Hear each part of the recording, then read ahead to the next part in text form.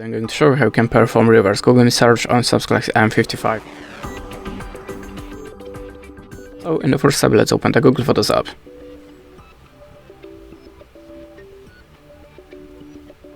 Now choose the photo that you want to search in the Google.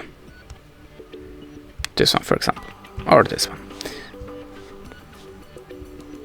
Oh, sorry, I have to add a full access, so just give me a second.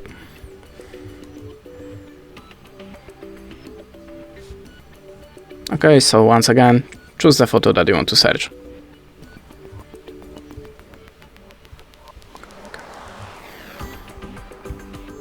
Now click on the Google Lens and the whole process starting automatically, and we are looking for similar or the same objects in the Google Picture database.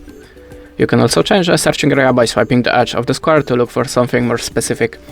And this is the way how you can do it. Thanks for watching, leave us a like, recommend, and goodbye.